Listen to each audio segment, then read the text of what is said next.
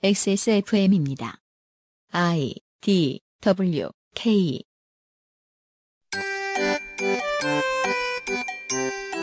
어제 우리는 메이지 유신부터 70년대 사토 에이사쿠 집권기까지의 일본 정치사를 들여다봤습니다.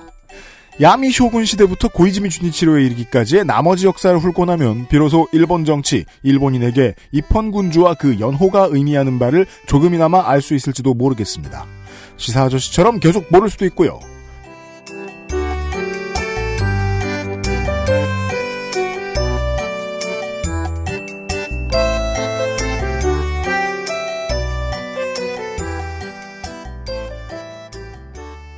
(2019년 4월) 첫 번째 금요일에 그것은 알기 싫다를 시작합니다. 312회입니다. XSFM의 유승균 PD입니다. 윤세민 에디터는 머리가 어지럽습니다. 지금 일본 이름을 새로운 걸 너무 많이 들어서요. 네, 일본 이름은 어려운 것 같아요. 중국 사람 이름하고 일본 사람 이름이 외우기가 어려워요. 구분하기도 어렵고. 그래서 참 꼰대 같은 얘기인데요. 주은래 장계석 할 때가 좋았습니다.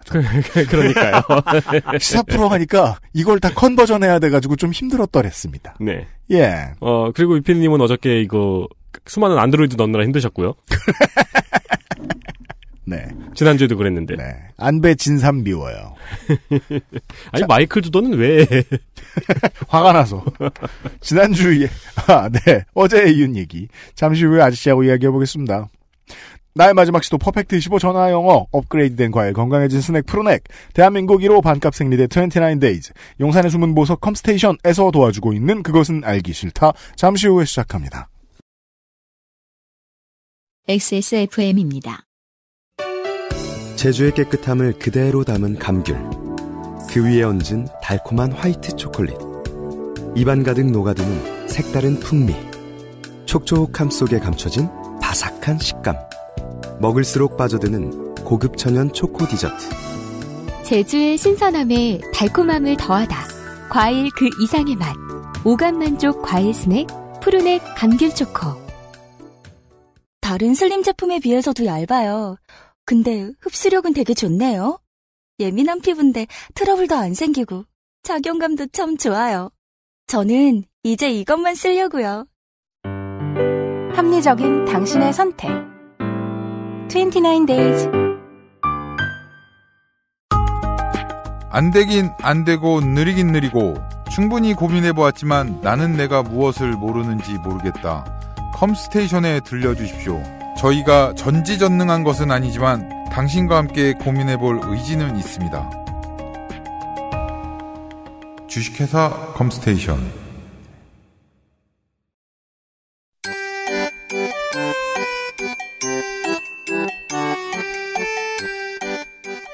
양산형 시사평론 민하문구. 어제에 이어 김민하 시사 아저씨입니다. 나오세요. 네, 저입니다. 네. 지금 제가 이거 알고 얘기하겠습니까? 모르는데 막 얘기하는 거지. 네. 네, 모르는데 얘기한다 이 점을 분명히 하면서. 일본의 청취자 여러분들이 비웃고 있습니다. 네, 근데 그러니 하십시오. 제가 일본 2번 가봤습니다. 2번. 진짜 나보다 한 번밖에 더 안 가봤네. 네. 한 번 오키나와, 한 번은 갑자기 이름이 생각이 나. 후쿠오카? 후쿠오카.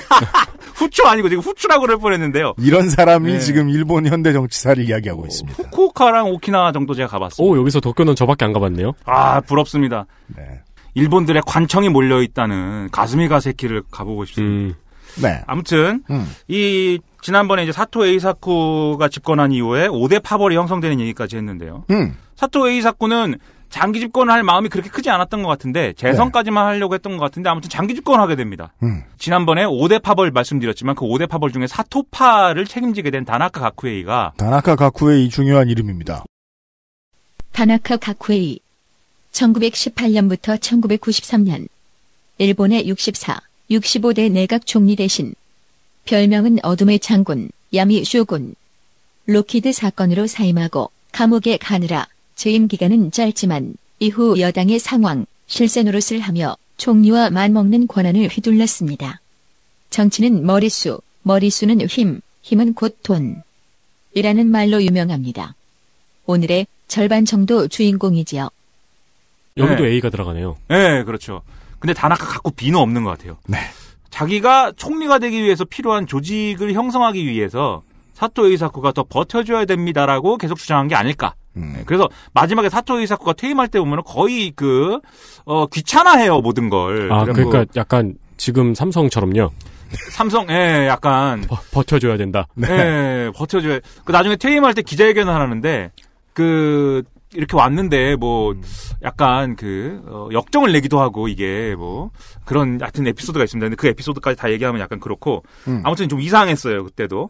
사토 에이사쿠가 이제 사임을 했는데, 네. 그래서 이때부터 5대 파벌에 이제 차기 총리를 둘러싼 5파전이 시작이 되는 거죠. 그래서 5개 파가 이제 맞붙는데, 일단 앞서 나간 것은 준비가 다 된 이제 다나카파입니다. 다나카 가쿠에이. 예. 이 다나카들은, 일단 당내 주류였기 때문에, 돈이 일단은 충분히 있었어요. 총알을 가지고 일단은 나카소네를 주저앉혔습니다. 아직 나카소네 차례는 아니지 않니? 이러면서 우리가 이 정도를 해줄 테니까는 좀 이번에는 좀 참어라. 이렇게 정리한 게 아닐까라고 우리가 또 생각을 하는 거죠. 그래서 이제 돈으로 주저앉혔다는 게 정설인 것 같고요. 그 다음에 아까 말씀드린 이케다 하야토를 잇는 오이라파 그리고 개진당의 후신인 미키파 이 사람들이 이 기시노부스케 후신인 후쿠다파를 지지하는 것보다는 다나카파를 그냥 지지해 주는 게 현 주류파를 지지해 주는 게 낫지 않을까? 이렇게 생각을 해서 다나카를 지지를 해요.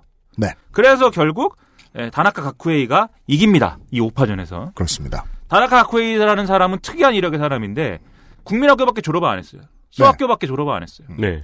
그렇게 따지면 이제 우리 같은 사람들 입장에서는 뭐야 이거 저 학교도 제대로 졸업 안 하고 이거 능력이 있는 거야 이렇게 생각할 수도 있겠지만 일본 사람들은 좋아했습니다. 개천에서 난 용 취급해줍니다. 그렇죠. 심지어 이 사람은 현대의 도요토미 히데요시다 이렇게 얘기했어요. 우리는 도요토미 히데요시 얘기하면 임주애란 이렇게 해가지고 막 분노하지 않습니까? 네. 근데 일본인들은 도요토미 히데요시라고 하면은 이 출세의 상징이에요. 도요토미 히데요시가 오다 노부나가의 신발 담당부터 시작을 해가지고 그렇습니다. 나중에 간파쿠까지 간 거 아닙니까? 일본 정치의 최고봉 당시의 일본 정치의 최고봉이었던. 네. 그런 거에 비유할 정도로 상당히 인기가 좋았습니다. 근데 이제 다나카 가쿠에이가 또 아까도 말씀드렸듯이 돈에 능합니다. 네. 그런 돈, 조직 이런 거에 능한 사람이에요. 공작 이런 거. 그래가지고 이때 뜬금없다기보다는 또 새로운 이 일본의 발전론이 필요하잖아요. 일본 경제의 발전론이. 네. 일본 열도 개조론이라는 거 갖고 나옵니다. 책도 써요 이거를. 개발 정책입니다. 그렇죠. 전국을 다 개발하자. 이게 어떻게 보면은 우리가 가장 최근에 경험한 걸로는 이명박의 4대 강이랑 비슷한 거예요. 이게 여러모로 이명박의 롤 모델입니다. 네. 그리하여 이명박은 스스로를 일컬을 때 불도저라는 별명을 즐겨 쓰죠. 네. 이 사람도 이제 집권기의 별명이 컴도저였습니다. 오리지널 버전이에요. 네. 심지어는 정치인으로서의 말년도 거의 동일합니다. 야. 구속됐어요? 슬프네요. 엄청 슬프다.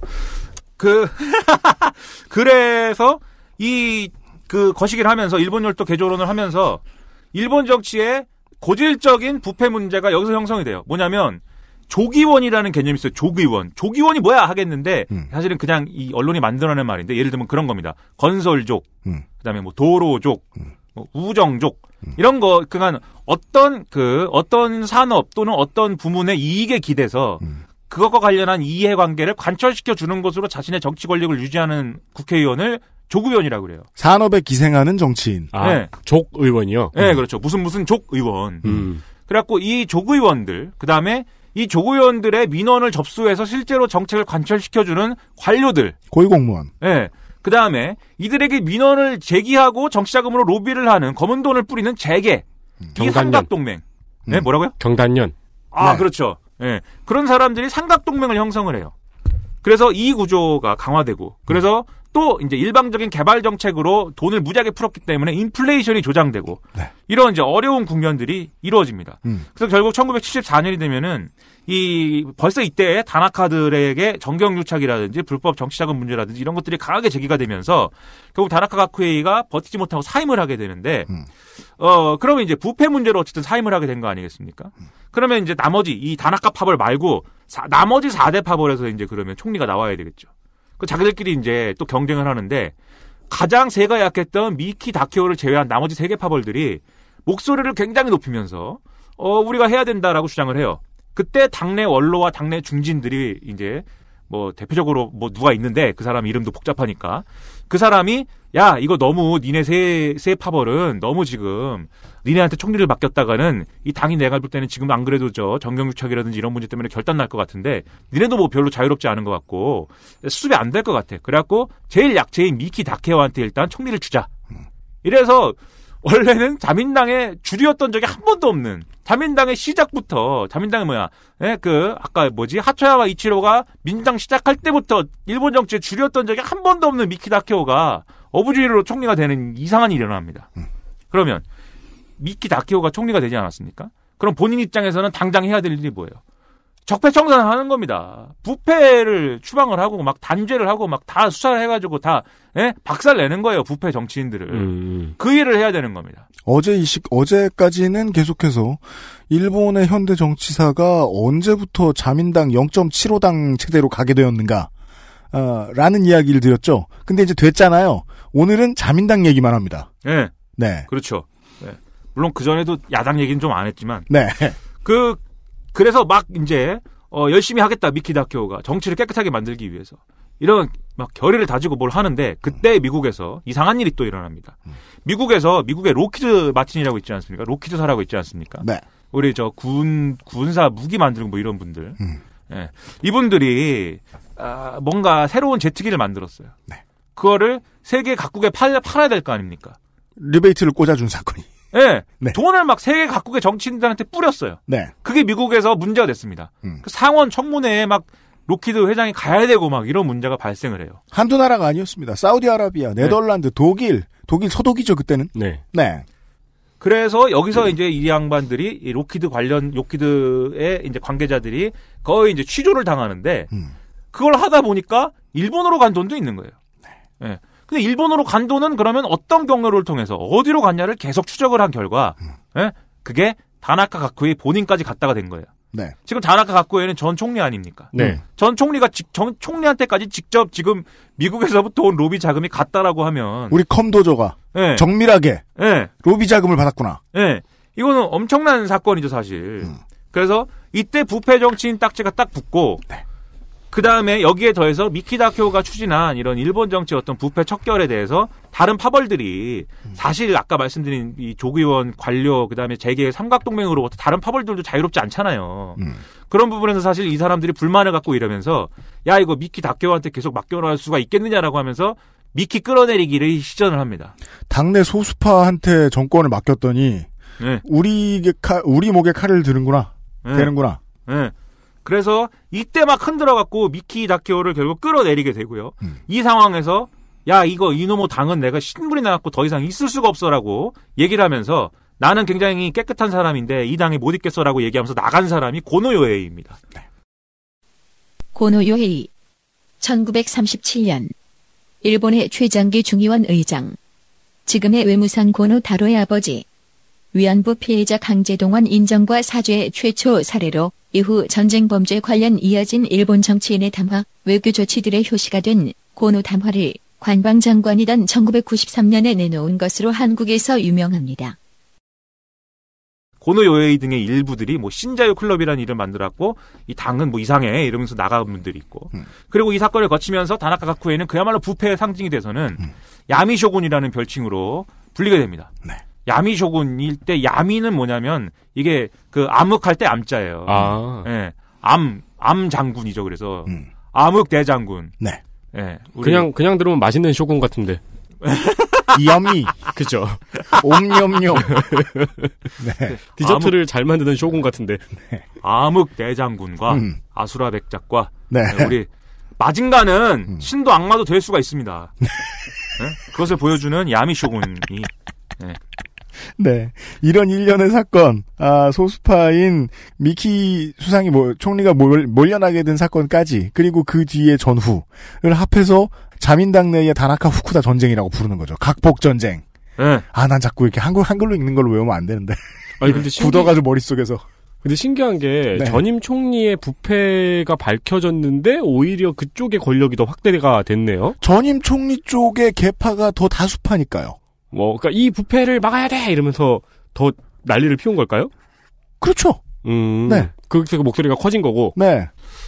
방금 얘기하신데 각복 전쟁이라는 것은 지금 뭐 그 얘기는 하는 거 잠깐 빼먹었는데 네. 이게 아까 말씀드렸듯이 다나카 파벌이 있는데 아까 말씀드렸지 다나카 가쿠에이가 총리가 되는 과정에는 그 당시에 이케다 하야토를 계승한 오이라파와 돈으로 주저앉힌 나카소네파와 그다음에 미키파가 협력을 해갖고 다나카 가쿠에이를 총리로 만든 거 아닙니까? 네. 근데 여기에 참여 안 한 데가 지금 뭐냐면 후쿠다 다케오가 갖고 있는 이 기시노부스케를 계승한 그 파벌이죠. 네.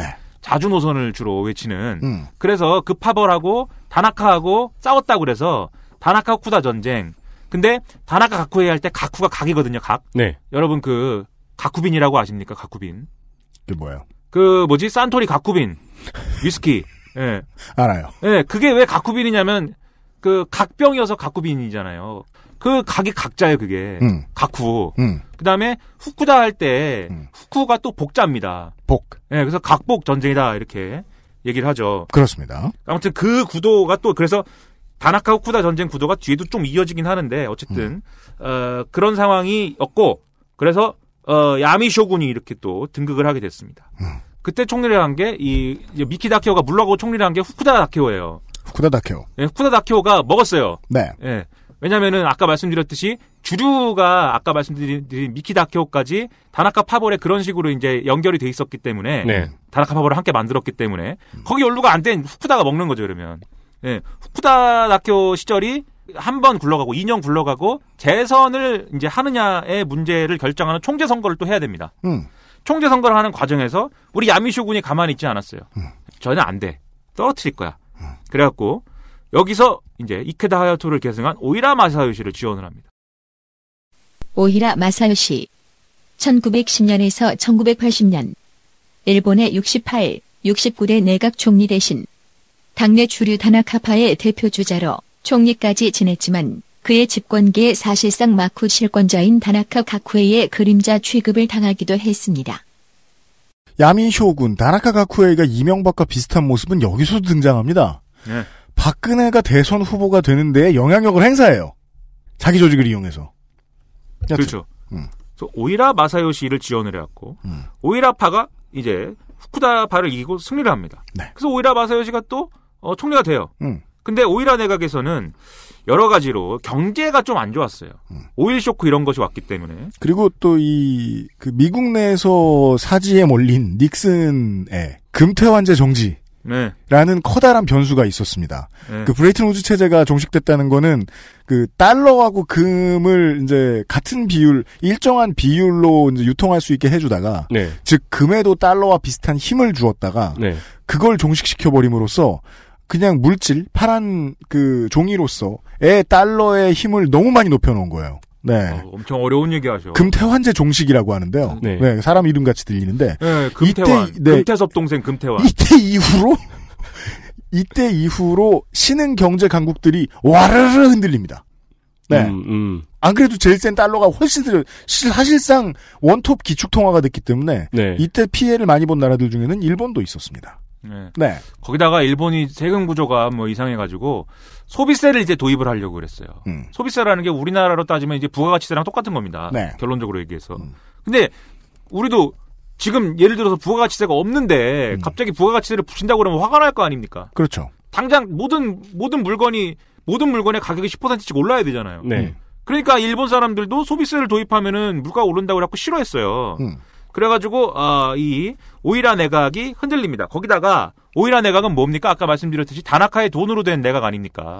다나카는 안 그래도 나쁜 놈으로 돼 있는데 그런 비판에 직면하면서 인기가 떨어집니다. 네. 게다가 여기서 무슨 일이 일어나냐면 오이라와 다나카들에게 감정 있잖아요. 후쿠다파가 지금 아까 말씀드렸지 각복 전쟁을 하면서. 네. 그리고 미키파도 자기를 미키를 끌어내리는데 역할을 오이라들이 했기 때문에 예? 주류 파벌들이 했기 때문에 감정이 있지 않습니까? 그래서 둘이 각자 사실은 원래 이제 이 일본 같은 내각제 국가에서는 우리가 제도를 알면은 또 이게 이 총리는 국회를 해산할 수 있고 국회는 총리를 불신임할 수 있는 서로의 견제권을 가지잖아요. 네. 그래서 야당들이 제도가 마음에 안 들면 뭔가 정책이 마음에 안 들면 가끔 총리 불신임 같은 것도 낸단 말이에요. 그래서 총리 불신임안이 가결되면 바로 총리가 의회를 해산해서 재선거를 하는 거죠. 네. 그래서 사실 야당이 가끔 내각 불신함을 던지는데 이때 감정이 있었던 후쿠다파와 미키파가 내각 불신함에 찬성하자. 여당에서 내각 불신임안에 찬성해 불자. 네. 그래서 오이라를 흔들어요. 그래서 이 상황에 이르니까 오이라 마사요시가 아이 중의원 해산하고 선거를 다시 해서 우리가 민의를 물어보자. 선거를 하게 돼요. 그럼, 알았다, 제시님. 네, 그럼 누가 봐도 자민당이 지금 불리한 선거를 하게 생긴 거 아닙니까? 네. 자민당은 자중 질환 속에서 경제도 안 좋아. 그다음에 야미쇼군이 설치고 다녀. 이미지도 안 좋아. 다 안 좋잖아요. 그 야미쇼군의 그림자가 비추었다라는 말은 우리말로 해석하면 이명박근혜다. 네. 정도로 보시면 되겠습니다. 그렇죠. 뭐 그런 상황이니 이게 선거가 안 될 거 아니겠습니까? 근데 희한한 일이 또 일어납니다. 네. 오이라 마사요시 갑자기 죽어요. 죽어요, 이렇게. 네, 갑자기 죽어요, 이렇게. 네. 그러니까 이 사람이 죽어버리니까 일본 사람들이 또 볼 때 마음에 또 약간 그게 이 불쌍히 여기는 동정론이 있는 거예요, 또. 표심이란 오묘합니다. 네. 그래가지고 야 이게 좀 그렇다 해가지고 자민당 후보를 다 뽑아버립니다. 게다가 이 상황을 초래한 후쿠다와 미키 쪽에 당내에서 역풍이 붑니다. 네. 야 니네가 내가 불씨름 해가지고 총리가 죽었잖아. 이 너무 힘들어갖고 쓰러졌잖아. 네. 그래서 다나카의 세상이 됩니다. 그렇습니다. 후쿠다와 미키가 줄어드니까 당연히 그 반대편에 있는 오이라와 다나카가 확 늘어나는 거죠. 상황 노릇이 아주 더 편해졌어요. 네. 그래서 야미쇼군이 훨씬 더 암흑 대장군까지 되는데 네. 문제는 뭐냐면 다나카 가쿠이가 좀 불안했어요. 왜냐하면 우리 파벌이 커진 건 사실이에요. 근데 자기 파벌에서 총리 후보를 만드는 이런 후계자 양성에 들어가게 될 때 결국 자기는 배신당하고 버림받을 거다라고 생각을 한 거예요. 그렇죠. 두 가지 이유. 첫째, 자기가 이미지가 너무 안 좋기 때문에 누가 자기 후계자가 되더라도 자기를 버릴 수밖에 없는 거예요. 네. 그거는 완전 부패의 상징이 됐는데 지금. 일본 정치 부패의 모든 상징이 다나카 가쿠에인데. 그러니까 우리 자민당이 개혁을 하겠습니다라고 다나카가 새로 세워놓은 총리 후보가 그렇게 말을 한다면 아마 그는 그것을 보여주기 위해서 내목부터 칠 것이다. 네. 네. 또 하나는 자기가 옛날에 사토 에이사쿠의 부활을 하면서 자기가 그 사토 에이사쿠를 제끼려고 조직을 막 불리고 이러면서 차기 주자로 등극하고 이런 과정이 있었던 거 아닙니까? 네. 똑같이 하는 놈이 있을 것이다. 얼마 전 그 한국당 전당대회에서도 오래 간 건 아니지만 그리고 엄청나게 강한 권력을 가지고 있던 건 아니지만 개혁해야겠다라고 말하면서 가장 먼저 잘라서 들어올린 목이 홍준표의 것이었습니다. 그래서 내가 그러면 그래도 우리가 과거에 요시다 시게루를 계승한 이케다 하야토, 사토 에이사쿠 이 양대 파벌을 계승한 사람들인데 오히려 그래서 이케다 하야토를 계승한 오이라파한테 따지고 보면 우리 식구인데 그 중에서 약간 그 주대가 없는 사람으로 그 사람을 총리를 만들어야겠다 이렇게 생각을 한 거예요. 그게 이제 스즈키 젠코라는 사람인데 이 사람 뭐 별로 중요하지 않습니다. 알았어요. 별로 뭐 중요하진 않아요. 근데 이 사람이 또 이런 식으로 총리가 된 사람들은 또 잘 못해요. 네. 네. 그래서 이 사람이 재선을 포기합니다. 자기 임기는 마쳤는데 잘 안 돼서 재선을 포기하게 돼요.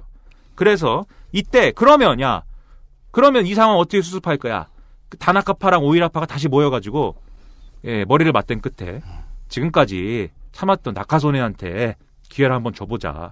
옛날에 다나카 가쿠에이가 총리 될 때 나카소네 한번 주저앉힌 바도 있고 뭐 한 번은 해야 되잖아. 예. 이렇게 해서 나카소네 야스히로로 다나카파랑 오이라파가 합의하는 바람에 나카소네가 이제 총리가 됩니다. 1982년에. 네. 이제 80년대까지 왔어요.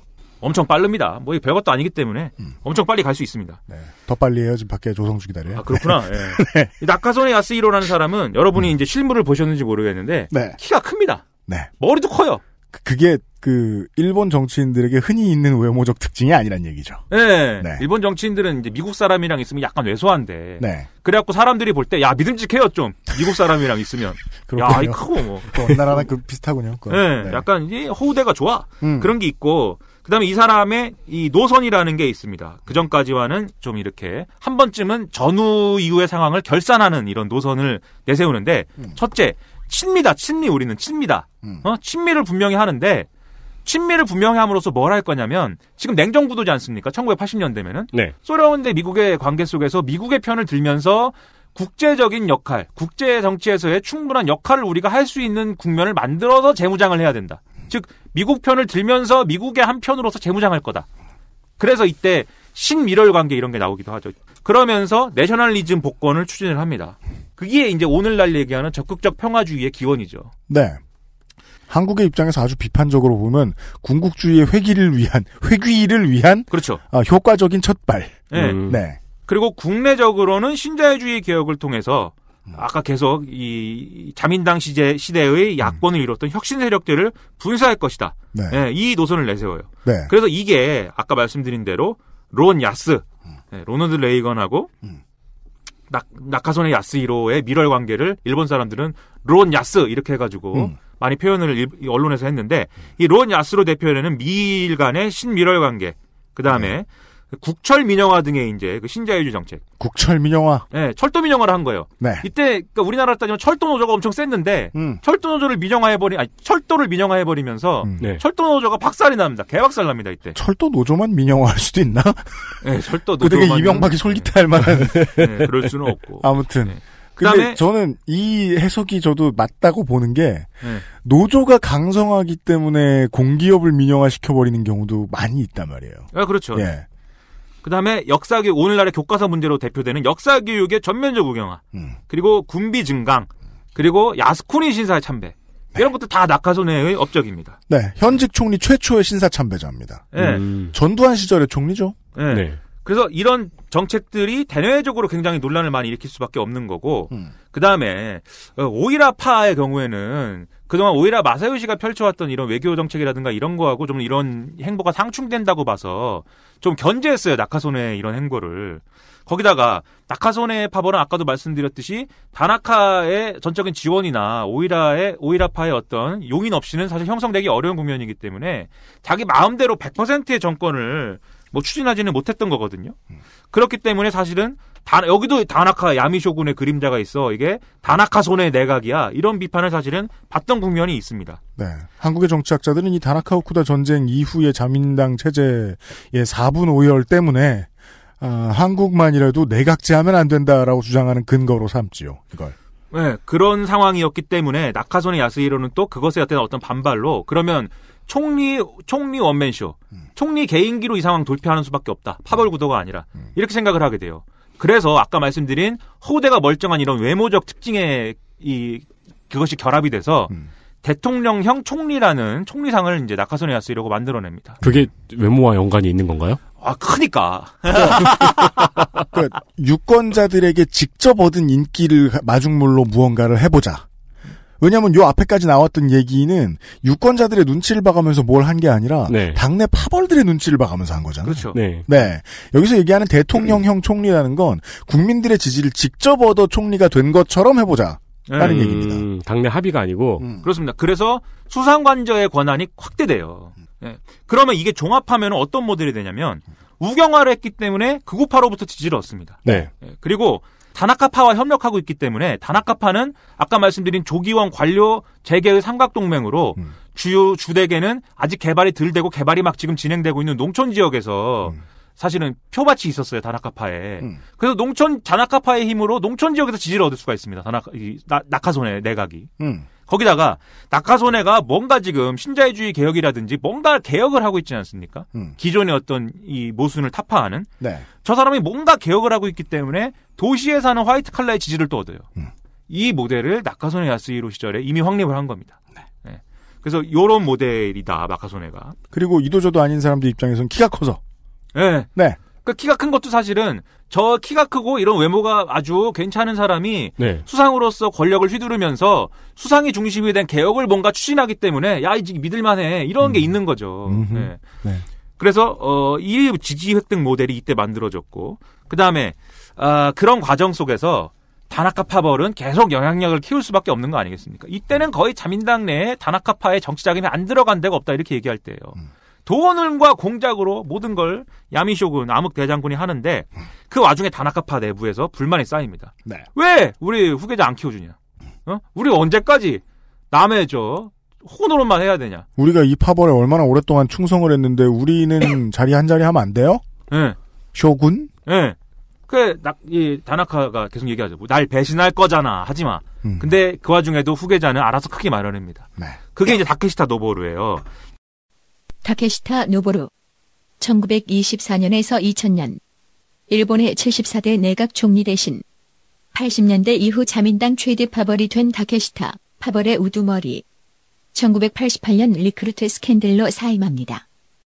총재 예비선거에서는 당원 투표를 하게 돼 있고 네. 총재 예비선거 이후에 본선거에서는 의원 투표로 이제 총재를 뽑게 되어 있는데 자민당이 총재 예비선거에서 그래서 다나카파의 정치 자금이 안 먹히는 상황이 되니까 당원 투표를 하니까 당원이 누가 뽑는지를 몰라갖고 다케시타 노보로가 공작을 써가지고 당원 명부를 어디서 빼내오는 이런 아주 그 또 공작의 달인이신 분입니다.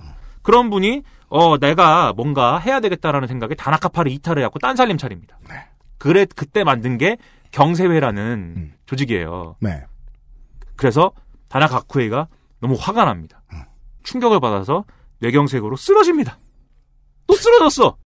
물론 뭐 나이도 있고 뭐 그런 여러 가지 사정이 있었겠지만 이 시점에 뇌경색으로 쓰러졌습니다. 네. 네. 그래서 뇌경색으로 쓰러지면은 여기는 이제 정계 은퇴하나 봐요. 네. 정계 은퇴를 합니다. 다나카쿠에가. 근데 뭐 맛있는 장군이 된 이후부터 정계는 실질적으로 은퇴한 거 아닌가요? 뒤에서 근데 계속 이 정치를 좌우해 오면서 그때가 더 바쁘죠. 네. 상황이 더 바쁘죠. 네. 전면에는 못 나서요. 부패의 상징이기 때문에. 네. 근데 뒤에서 계속 이 정치를 일본 정치를 움직여 온 거예요. 그 힘을 이제 스스로 잘라버린 거군요. 뇌경색이 돼갖고 건강이 이제 안 좋아지니까는 끝난 거죠 이제. 그리고 이 다케다파의 조직을 그대로 다케시타 도보로가 다케다가 없어졌으니까 다케다 신겐이잖아 그거는.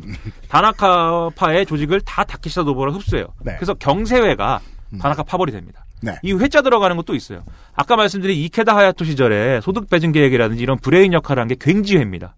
이케다 하야토가 만든 굉지회, 굉이 넓다는 뜻이고 지가 호수라는 뜻이에요. 넓은 호수처럼 인재를 모아갖고 그걸 연구 조직을 만들어야겠다. 그래서 이제 굉지회입니다.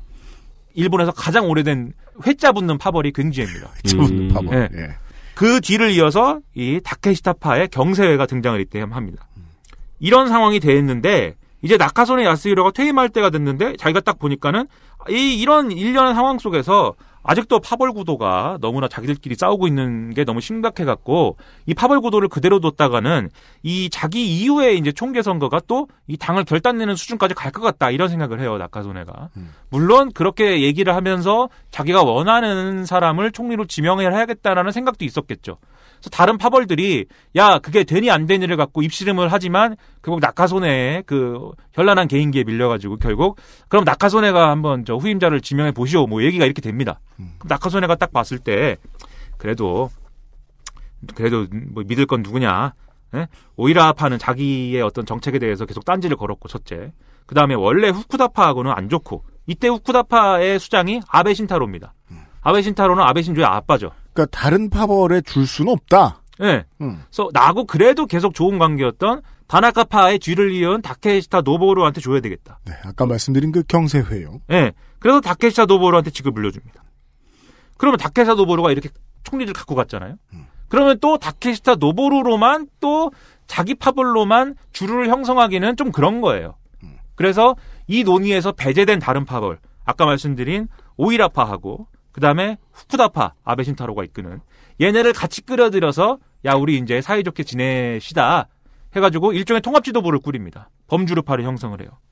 그래서 이를 배경으로 뭐 소비세 도입을 한다든지 이런 나름의 개혁 추진을 하는데 1988년 6월 달에 아주 골 때리는 사건이 또 터집니다. 이건 우리의 영웅 아사히 신문이 이제 특종을 하게 되는데 이때 회사 이름이 이제 리크루트라는 이름의 회사가 있었어요. 네. 이 리크루트라는 회사가 무슨 오늘날로 따지면 뭐 IT 회사인 것 같아요.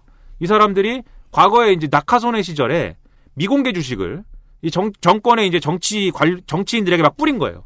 그리고 회사가 상장이 됐어요. 네. 그러면 주식이 엄청나게 오를 거 아닙니까? 그걸 통해서 정치인들이 부당이익을 거뒀다. 네. 이 얘기가 나온 겁니다. 즉 시장에서 불어날 수 있는 가치만큼의 뇌물을 제공한 거지요. 네.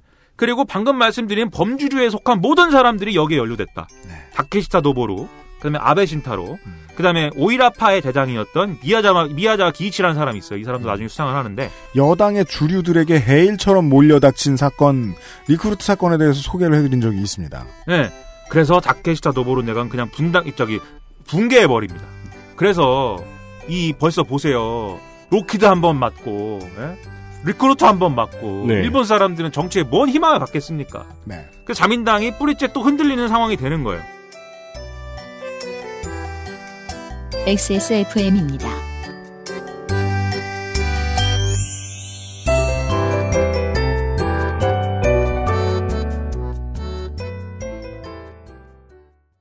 카카오톡으로 지난 수업 내용을 확인하고 반복해서 연습할 수 있습니다. 늘어난 실력을 매일 알려주는 전화 영어. Perfect 25.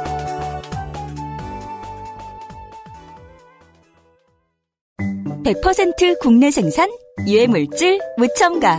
품질은 그대로, 가격은 절반. 까다롭게 챙겨 잘 만든 생리대. 세상의 반을 위한 반가 29 days. 포장만 뜯으면 과일 그 이상의 맛. 오감 만족 과일 스낵 푸르넥.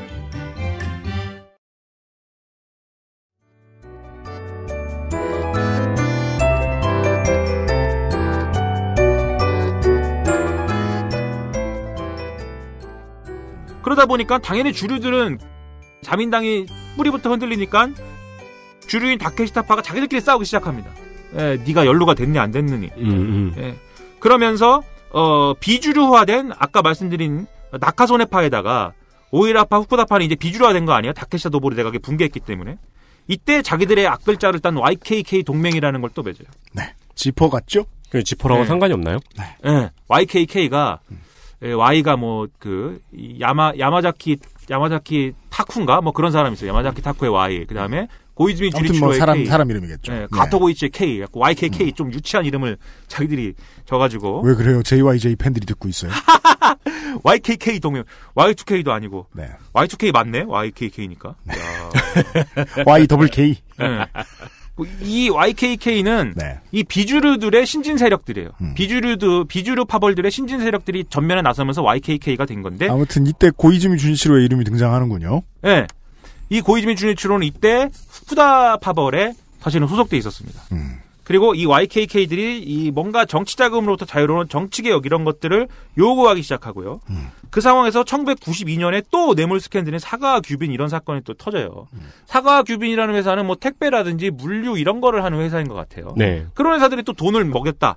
이렇게 되면서 결국은 자민당 내 개혁파하고 다케시타파, 주류인 다케시타파의 비주류들이 자민당에서 더 이상 이거 안 되는 것 같아라고 생각해서 탈출합니다. 그렇습니다. 예, 야당은 스스로 야당이 돼요. 이거는 더 이상 자민당 여당 시대에는 우리가 안 되는 것 같아 정치가. 탈출했습니다. 이게 말이에요. 한국 정치사에서는 여당의 이 세력 안에 있던 여당 내에 있던 국회의원들이 다수 튀어나와서 정당을 만든 경우를 보기는 좀 어렵습니다. 네. 어쩔 수 없이 잘려 나왔거나 아니면은 바른 정당처럼 침몰하는 배에서 탈출을 뒤늦게 했거나 뭐 그런 느낌인데 이건 좀 자발적이죠. 네. 그렇죠. 이때 같이 이제 다케시타 노보루 중에서도 다케시타파 중에서도 비주류들이 튀어나올 때 같이 튀어나온 사람이 그 유명한 오자와 이치로입니다. 오자와 이치로. 네. 이 오자와 이치로가 그때서 이때부터는 오자와 이치로 1942년 일본의 중의원 타나카파로 정계에 입문 후 계파의 2인자이자 자민당 간사장까지 오른 여당 주요 인사였으나 비주류로 전락한 뒤 탈당, 이후 민주당 대표가 됩니다. 야당의 주요 플레이어가 돼요. 야당을 쥐약 펴락하고 야권을 이렇게 재편하고 저렇게 재편하고 난리가 납니다. 어제 시간에 그 50년대에 나온 40년대인가요? 그 민주당 파트 1, 일본 민주당 파트 1을 설명드렸는데 그 다음에 민주당이라는 이름으로 그 어느 정도 세력이 있는 정당이 나오는 데까지 한 40년 걸립니다. 민주당 파트 2의 산파 중에 한 명입니다. 네. 네. 오자와 이치로. 네, 지금은 안습이 되셔가지고. 네. 총리 관저 문 앞까지 갔다 왔었습니다, 이 사람이. 네, 그렇죠. 네. 네. 왜냐면은, 그리고 한국에서도 그 기억은 좋지 않은 게, 한국에서는 가장 많이 이 사람의 이름이 알려졌을 때가, 제주도를 사와야 된다. 농담 반이었던 것 같은데, 네. 그때 확 떴어요. 가끔 이상한 말을 합니다. 이 사람 어떻게 죽이지? 이러면서 사람들이 화가 났었어요. 네. 네. 그리고 이제 오자와 이치로가 1993년에 멋있게 이제 자기가 뭔가 주도해야 되니까 일본 개조 계획이라는 멋있는 이름의 저서를 발표를 하는데 네. 이 내용을 또 잠깐 짚고 넘어가야 돼요. 네. 이 내용이 뭐냐면 이 일본형 민주주의는 지금 파벌 정치라든지 이런 걸 봤듯이 비효율적이다. 그렇기 때문에 이 파벌 정치를 해소하기 위해서는 선거제를 개혁하자. 소선거구 비례대표 병립제를 도입을 해야 된다. 한국. 네. 네. 그리고 수상관저의 기능 강화를 지속적으로 추진해서 이런 기존의 무슨 조국의원 관료 삼각동맹 그런 동맹으로부터 탈피하고 이 뭔가 개혁 의지를 가진 수상이 자기 역할을 하면서 개혁을 할 수 있게 해줘야 된다. 중앙집권화. 네. 그래요. 그걸 위한 정치 및 행정개혁을 추진한다.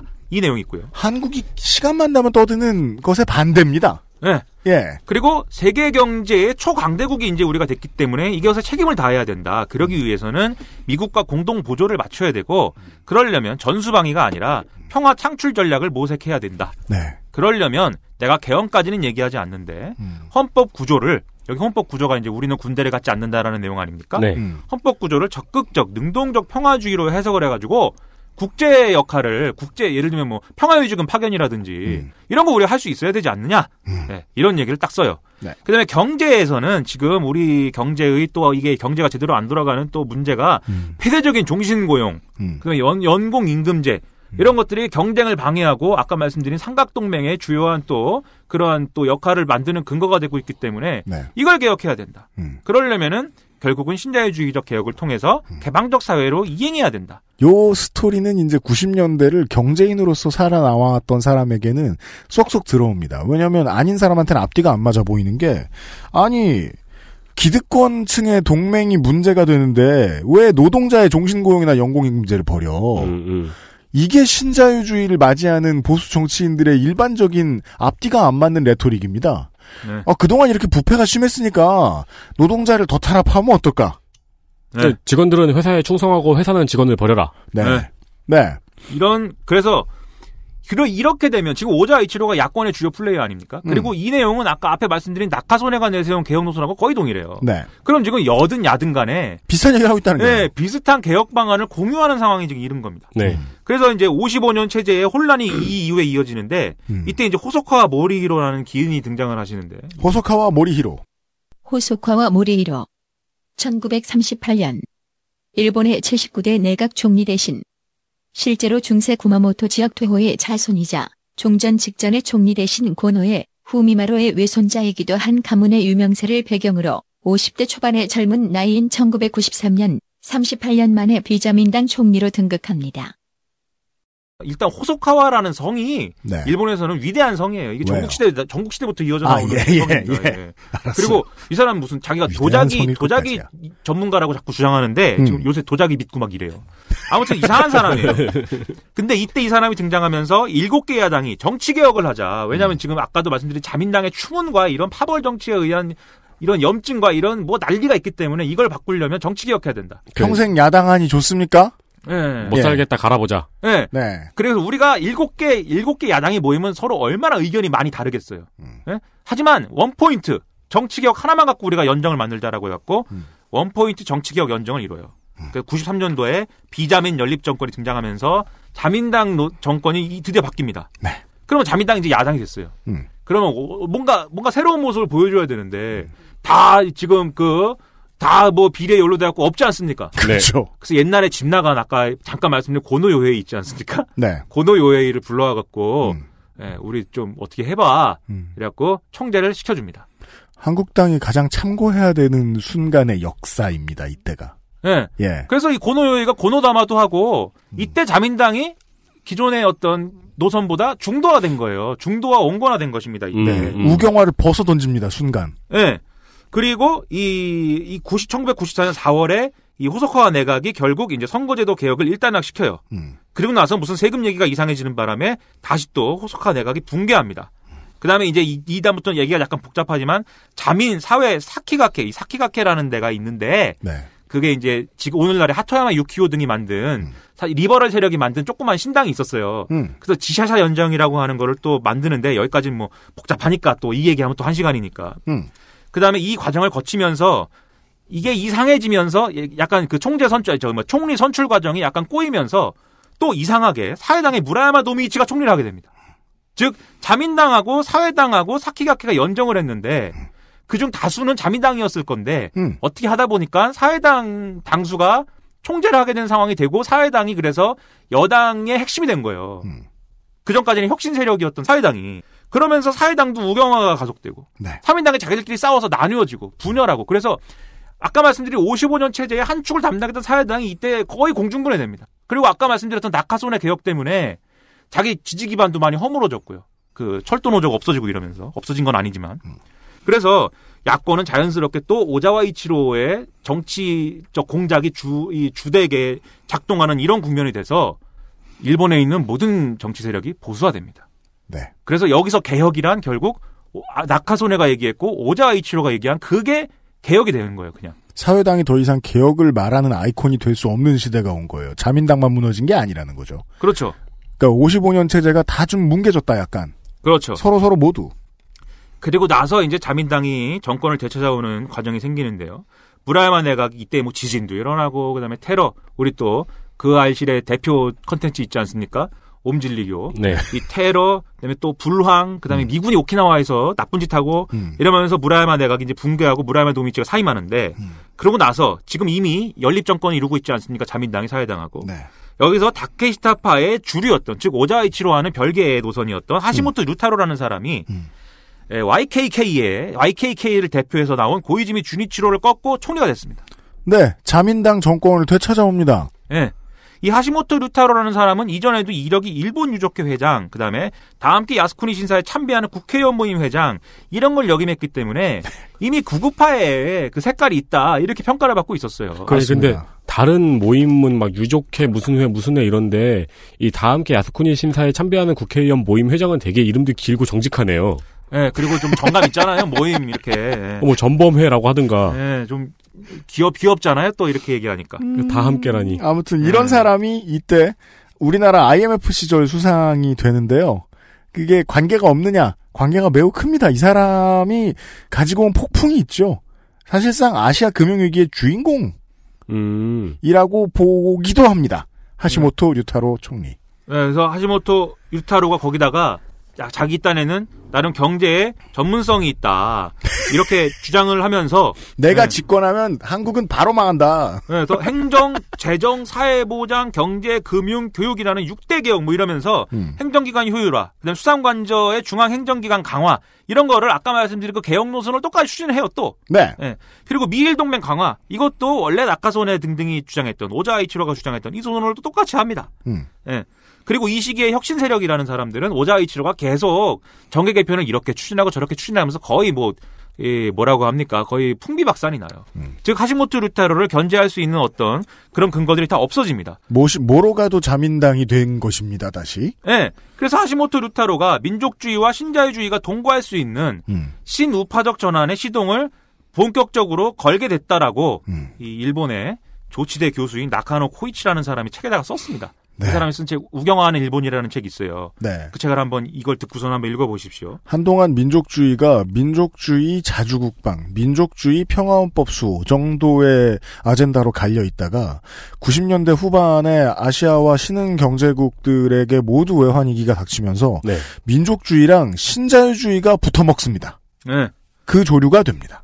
네. 그 얘기죠? 네. 근데 이 하시모토 내각이 로키드 사건에 연루된 인사를 장관으로 기용한 데다가 거기다가 이 버블 붕괴가 와요 이때. 버블 붕괴가 오고 그것에 더해서 재정 건전화를 추진하면서 돈을 쪼였기 때문에 금융기관이 도산을 합니다. 네. 이때를 다룬 드라마도 있습니다. 네. 야마이치 증권 최후의 성전 신갈이라는 드라마 있어요. 아, 그런 드라마가 있어요? 네, 그런 일본 드라마 또 있습니다. 그게 이 시기예요. 네. 혹시 아시면은 그 청취자들 분들 중에 아시면은 아는 체 한번 해주시죠. 아는 척 좀 해주십시오. 트위터나 메일을 통해서. 네. 이런 경제적 위기가 오니까 결국 하시모토는 못 버티고 이제 사임을 했습니다. 네.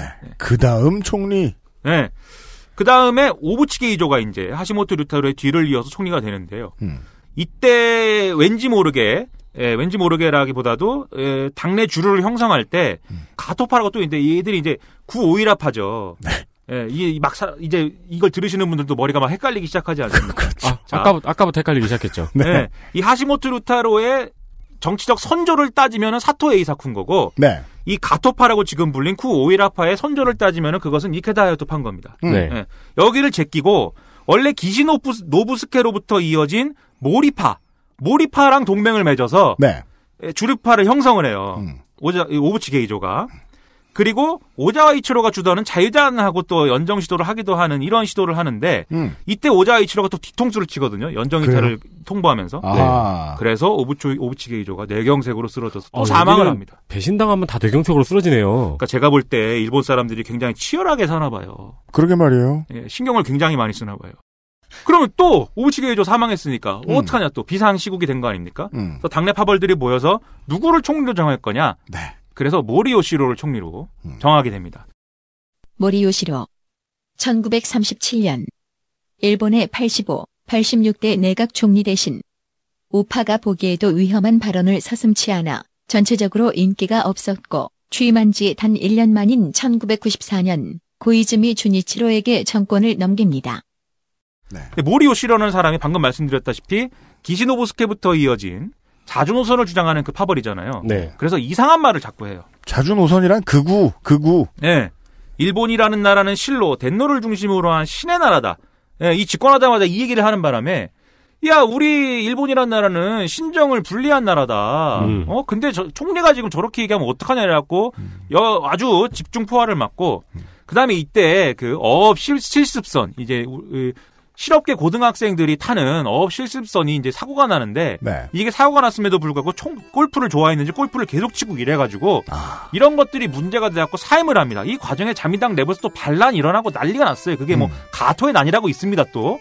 그 얘기까지 하면 오늘 저 조성조 소장이 집에 못 가니까. 네. 조성조 소장이 좀 지각해서 다행이네요 그나마. 네. 네. 지금 좀 초조해 보이기도 하고. 네. 그래 보여요. 네. 아니 근데 어제 오늘 계속 가장 많이 들리는 얘기가 이 얘기를 하면은 또 3시간이니까 이 얘기를 하면 또 1시간이니까 네. 그럼 좀 빼지. 여튼 네. 네. 그래서 XSFM입니다.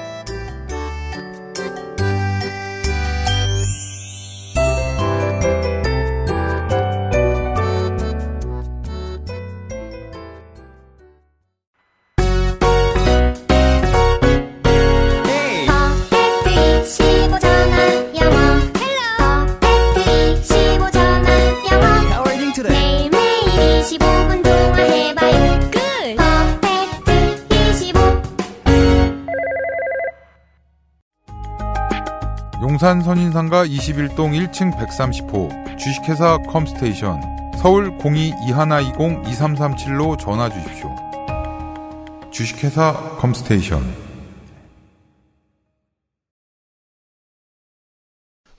이후에 이제 또 총재 선거를 또 하죠. 근데 여기서 골 때리는 일이 또 일어납니다. 우리 아까 얘기한 YKK 동맹의 고이즈미 주니치로 있지 않습니까? 네. 고이즈미 주니치로가 고이즈미 주니치로 1942년 일본의 87, 88, 89대 내각 총리 대신 아베 신조, 사토 에이사쿠, 요시다 시게루 다음가는 일본의 최장수 총리입니다. 고이즈미 주니치로가 소속은 여전히 모리파예요. 모리파란 말이죠. 근데 모리 요시로라는 문제 총리를 누가 만들었느냐? 당내 파벌들이 밀실에서 야합을 해갖고, 왜냐면 오부치 게이조가 죽었으니까. 네. 당내 파벌들이 밀실에서 야합을 해가지고 깜도 안 되는 사람 총리 시켜준 거 아니냐? 그게 문제 아니냐 지금. 네. 내가 모리파이긴 하지만 그건 뭐 상관없고 내가 이 당내 파벌들을 다 개박살 내갖고 자민당 자체를 부셔버리겠다. 네. 이렇게 주장을 하면서 총재 선거에 고이즈미 주니치로가 나와요. 그러니까 이런 건 이제 지금 와서 얘기할 수 있는데요. 인기 있을만 하긴 했는데 되게 또라이 같은 발상입니다. 원래 그게 자기 캐릭터입니다. 네. 제가 그걸 설명하고 싶었습니다. 네, 고이즈미 주니치로 얘기할 때마다 말씀드리는데 그 헤어스타일이 자기 머리가 아니에요 원래. 그래요? 네. 빠마한 겁니다. 아, 빠마한 거예요? 네. 그러면 임기 내내 빠마를 계속한 거예요? 그렇죠. 그 효자동 이발사 같은 사람이 있었겠네요. 아, 그렇죠. 네. 미용실에 가서 뭐라고 하면 그 머리 해주냐면 베토벤처럼 해주세요라고 했답니다. 네. 그럼 여러분은 가서 그렇게 얘기하겠어요? 베토벤처럼 해주세요라고 머리를 그렇게 얘기하겠어요? 아주 기인이에요, 이 사람이. 근데 일본이 또 베토벤을 되게 좋아하잖아요. 아, 그래요? 네. 저는 배트맨을 좋아합니다. 네. 배트맨도 좋아해요. 네. 아주 기인인 거예요. 어저께 보니까 무슨 닌자 배트맨이 있던데. 배트맨처럼 해달라 그러면은 머리를 귀 모양으로 해주나요? 아니면 브루스 웨인 모양으로 해주면 낭패. 네. 그래서 헤이아치가 나온 거 아니에요? 아, 그렇구나. 헤이아치 배트맨이구나. 헤이아치 머리로 해주세요. 헤이아치가 풍신. 아, 그니까 배트맨이 풍신 쓰고 막 이거. 네. 전기 오르고. 어울리는 코디는 바지만 입기. 네. 전기 나오는 장갑 끼고. 야. 알았어요. 네. 네. 아무튼간에 그러면서 고위직이 돌풍이 막 일어나요. 아니 근데 이런 얘기는 내가 몰입하라서 하는 얘긴데라고 해야 이제 설득력이 높잖아요. 그럴 수도 있죠. 우리 요즘 그 배플처럼. 근데 만약에 무슨 황교안 총리나 오세훈 전 서울시장 같은 사람이 네. 내가 자유한국당을 다 부셔버리겠다 이러면서 나와요. 네. 안 찍어줘 사람들이. 근데 또 전략을 잘 세우면 혹시 모르죠. 야, 그럼 일단 자폭부터 해라. 뭐 이런 식으로 얘기할. 전략을 잘 세워야죠. 맞아요. 전략을 잘 세웠던 모양이에요. 네. 고이즈미는. 그렇죠. 이게 사실 우리가 오늘날 얘기하는 포퓰리스트 전형적인 건데. 맞습니다. 그래서 아까 말씀드렸듯이 자민당 총재선거는 총재 예비선이라는 게 있어가지고 당원 투표가 1차적으로 해요. 당원 투표를 해요. 2차적으로 의원들이 그 투표를 또 합니다. 네. 근데 1차 투표에서 돌풍이 일어나갖고 고이즈미가 1등을 한 거예요. 그러니까 사람들이 이 국회의원들이 볼 때 안 그래도 지금 자민당 이미지 안 좋은데 네. 이번엔 얘인가 보다. 당원 투표 결과를 뒤집고 우리가 또 우리끼리 해가지고 파벌의 이해관계만 따져갖고 총리를 세우면 안 될 거 아니냐. 그래갖고 파벌들이 고이즈미를 지지해야 되는 거 아닐까? 이렇게 생각을 하게 돼요. 결정적으로 낙하소네가 고이즈미를 지지하게 됩니다. 근데 그렇습니다. 그 과정에 낙하소네가 그런 요구를 했다는 얘기가 있어요. 네가 약간 우리 내셔널리즘이나 이런 게 좀 관심이 없는 것 같은데 그 점에 있어서는 네가 좀 해줘야 될 게 있어. 야스쿠니 신사를 참배한다든지. 그렇죠. 이런 건 분명히 해줘야 된다? 약속하고 지지했다는 썰도 있습니다. 네. 그리하여 아시아인들에게 많이 남는 그 짤이 생성이 되는 겁니다. 연미복을 입은 고이즈미가 신사 참배하는 모습. 네. 네. 그래서 고이즈미 주니치로가 드디어 총리가 됩니다. 총리가 됩니다. 네. 그리고 나서 정치 인생 내내 외쳐온 개혁이라는 것을 이제 추진을 하는데. 근데 가만 보면요. 네. 해온 고이즈미 주니치로가 해온 일들을 보고 있으면 생각보다 많은 분야의 많은 정책들이 일관성이 없거든요. 그렇죠. 네. 그거를 이제 나중에야 이해를 하게 된 거예요, 제가. 네. 이거는 그냥 중관종이라서. 그냥 포퓰리스트 정책이, 이게, 우리는 이제 도널드 트럼프의 정책 입안과 그 정책을 꾸리는 방식의 일관성을 알고 있잖아요. 네. 지 좋으면 하고, 지혜에 맞으면 한다. 네. 지가 관심 더 받으면 하고, 고이즈미 주니치로가 실로 그랬습니다. 그러니까 조일 평화선언을 이끌어내는 동시에 이라크 파병도 하고, 신사 참배도 하고, 심지어는 야권에서 혹은 시민단체들에서 야, 너 호언 안 하는 거 아니야? 평화헌법 완전 반대냐? 라고 뭐라고 하니까 2005년 우리 광복절 일본 종전일에는 사과도 하죠. 고이즈미 담화도 내죠. 진심이었을 가능성은 별로 없어요. 지금 와서 돌이켜보면. 예, 여튼. 여기서 개혁이라는 거는 앞서 얘기한 나카소네든 오자이치로든 아니면은 하시모토 유타로든지 간에 다 얘기한 바로 그 내용들입니다. 근데 고이즈미 주니치로는 그 사람들은 개혁을 실제로 못하지 않았느냐. 나는 수단과 방법을 가리지 않고 하겠다. 네. 이렇게 얘기하면서 훨씬 더 과격한 이런 수단을 동원을 해버려요. 그 대표적인 게 이제 우정민영화입니다. 네. 우정민영화 하면 우리가 약간 의문을 가질 수 있어요. 사랑과 우정과 용기를 민영화하던. 그건 내가 너무 저질이라 상상조차 하지 않아. 후보에도 집어넣지 않았네. 우정민영화 보자마자 그 생각을 했는데, 유핀이 편집하시겠지 이러고 참았거든요. 내셔널 프렌드십 네이션이냐?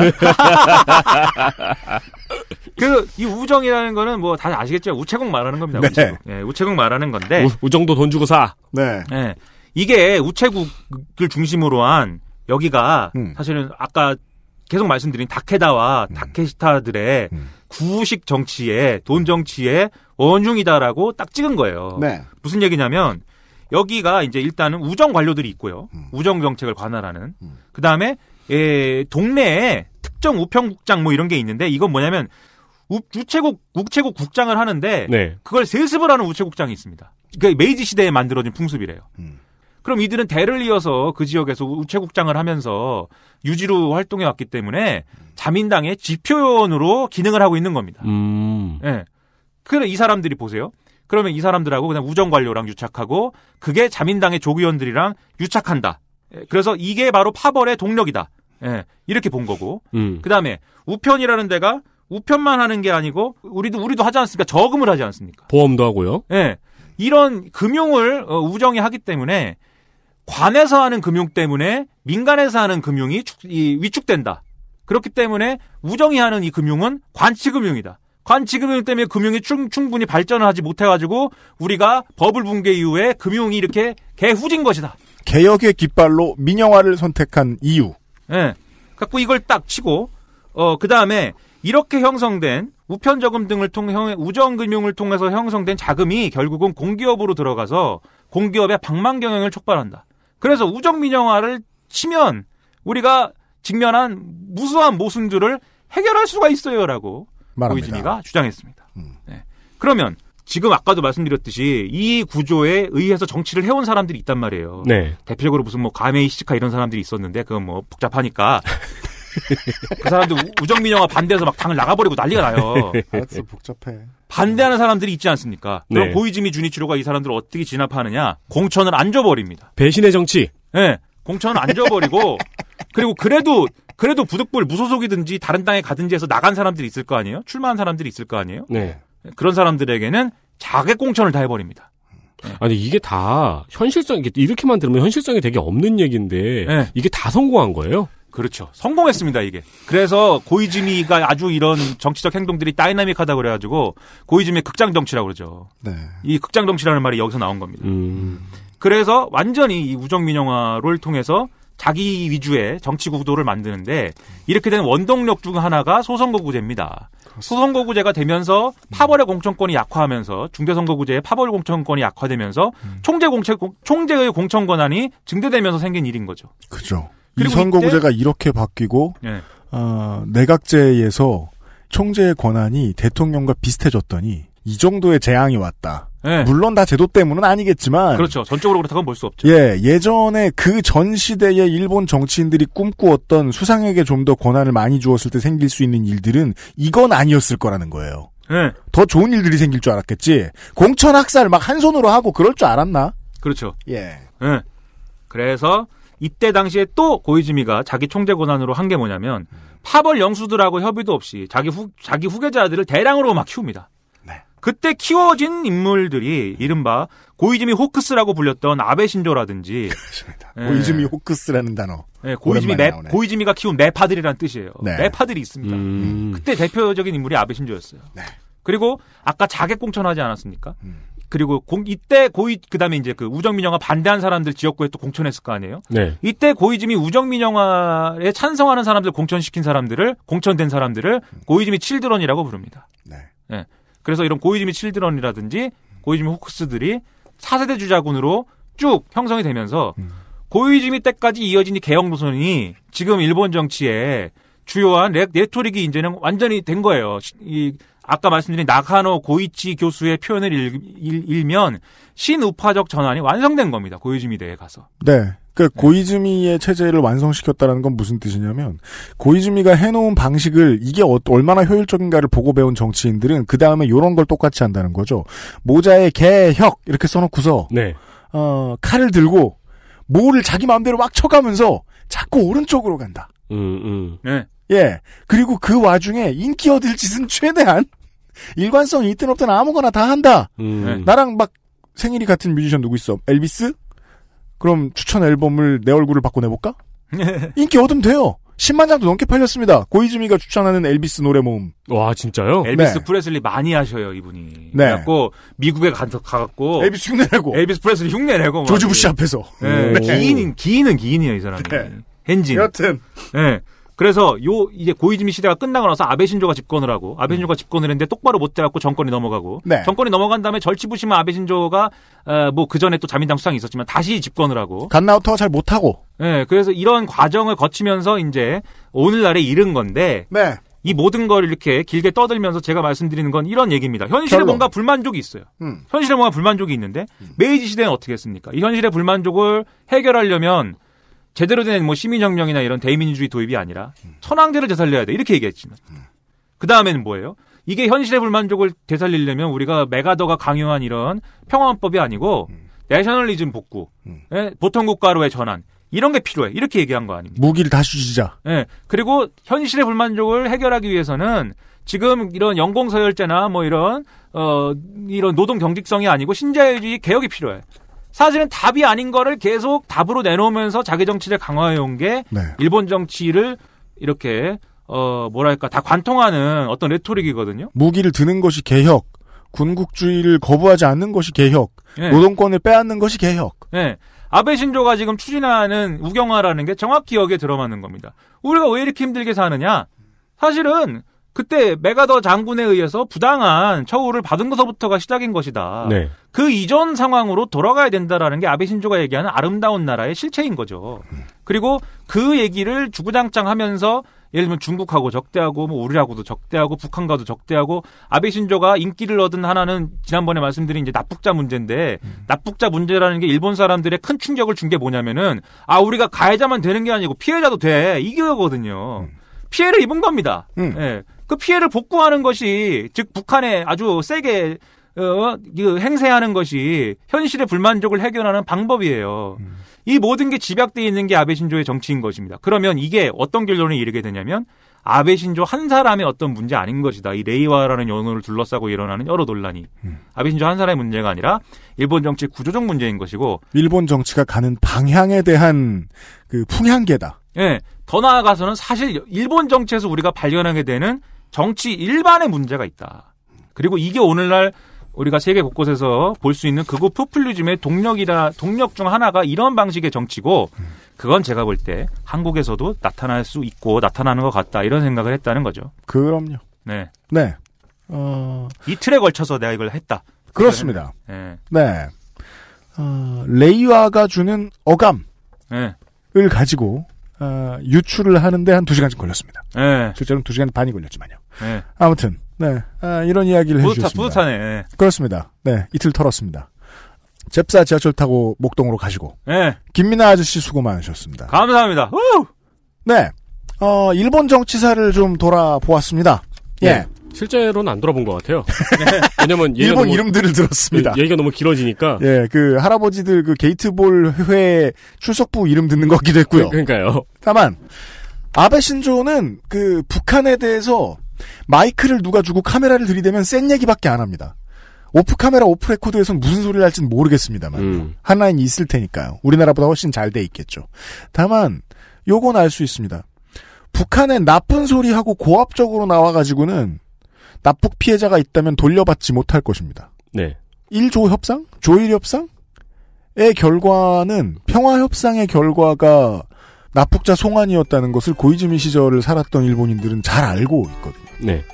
극우 포퓰리즘은 결과가 좋기를 원하면서 하는 정치가 아니라는 그런 건 아닐까 하는 좀 두려운 깨달음을 얻게 됩니다. 예. 결과야 어쨌든 간에 극우적인 메시지를 던지는 것에 일단 온정신을 집중하고 있다는 느낌이 너무 많이 듭니다. 저런 말을 하는 건 자유인데 저 말의 결과를 별로 두려워하지 않는구나 라는 생각이 든다는 거예요. 네네. 정치인이 말의 결과를 두려워하지 않을 수가 있을까요? 그럼요. 신기하네요. 그런 생각 많이 해요, 전 요새. 네. 예, 연어에 얽힌 이야기들을 좀 해보았습니다. 네. 결론은 오늘도 극우 포퓰리즘이었습니다. 짱! 예, 연말에 계속 한국에서는 연어가 없잖아요? 네. 연말에 언론인들이 올해 사자성어 같은 걸 뽑곤 하죠. 맞아요. 네. 저희들은 무조건 이미 정해져 있어요. 네. 사자성어요? 네. 내로남불. 김민아 아저씨와 함께 금요일 순서였습니다. 내일 이 시간에 주말의 시사 아카데미에서 찾아뵙겠습니다. 유승균 PD와 윤세민 에디터였습니다. 안녕히 계십시오. 네, 안녕히 계십시오. XSFM입니다. I, D, W, K